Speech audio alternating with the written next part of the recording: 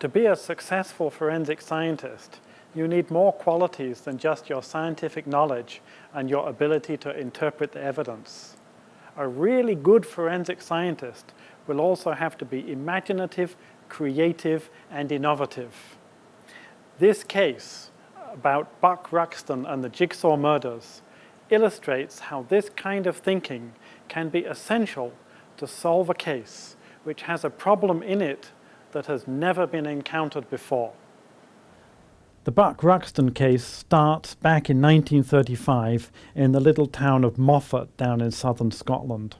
And it's a nice town where people go for a little holiday. And running through it is a river. And there's a bridge over the river, and you can stand on the bridge and enjoy the view. And someone was doing just that when they noticed these rather odd packages down in the river. And when it was investigated, it was found that these packages were actually parts of human bodies wrapped up in newspaper, and presumably someone had thrown them in the river to get rid of them. Well, when all these packages had been collected up and opened, a problem very quickly became apparent. And the question was, how many bodies? Because it was clearly more than one. And the second question is, of course, who were they? And this is why it's called the Jigsaw murder, because the two pathologists who came in to work on this case, their first task was like a jigsaw, reassembling all the parts into a certain number of bodies. And when they had reassembled these human jigsaws, they could determine that they had two bodies, two female bodies. But where did these bodies come from? Well, that question was answered by the newspaper wrapping. Now, national newspapers in the United Kingdom are mostly printed in London and then distributed across the whole country. So they are not particular to any particular place. However, this murderer had made a mistake, because some of the newspaper wrapping had been for a special edition of the newspaper that had been printed for the town of Morecambe down in Lancashire. So the police officer in Moffat has to call his counterpart in Morecambe and ask him the very simple question, do you have two women missing? And sure enough, the Morecambe police were aware that two women had recently gone missing, a Mrs. Ruxton and her maid, Mary.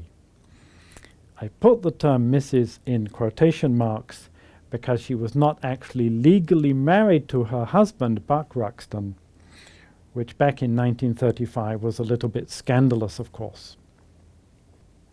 Now, the two medical examiners, the pathologists, had reassembled the bodies. And now the police had two possible identities for the bodies. So this shows one of the bodies here. And you can see that a lot of the flesh, including all of the possible distinguishing marks, which would enable you to identify the body, have been removed. So the police and the pathologists were given the then unknown task of identifying the body. So they developed a new technique. What they did was to go to the Ruxton home down in Morecambe, and they looked for photographs of the women. And of course, when a photograph is taken, the subject of the photograph will pose at a particular angle and hold still while the photograph is taken. So what they did was to take the skulls from the river, hold those skulls at exactly the same angle that is in that photograph, take a picture, and then they superimposed the two photographs over each other. And here is the result. And you can see there is Mrs. Ruxton, you can see her face, you can see that typical 1930s type of hat, and you can see the skull. And you can see there's a perfect match-up between the face of the skull and the face of Mrs. Ruxton. And this is the technique they used to try to prove that the bodies were those of Mrs. Ruxton and the maid Mary. Buck Ruxton was arrested, This wasn't the only evidence, of course.